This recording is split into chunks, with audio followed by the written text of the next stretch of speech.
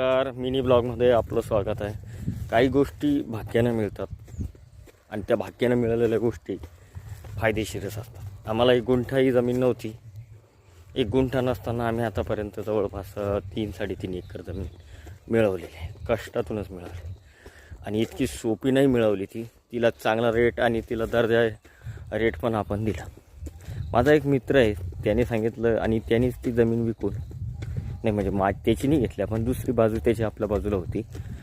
त्याच्यानंतर तो म्हणे माझं लग्न जमत नाही, त्याच्यामुळे मी संभाजीनगरला माझी जमीन विकून त्याने घर घेतलं, तिथे राहायला, फॅमिली झाली।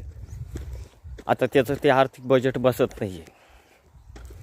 आपल्या सगळ्यांसारख्यांचा हा गैरसमज होतो की नाही बाबा संभाजीनगरसारख्या ठिकाणी जायचं पण आम्हाला कसं भाग्यानं भेटलं, आपण केलं आणि त्याच्यापुढे त्याचं काय झालं हे तुम्हाला पण नक्की आवडेल।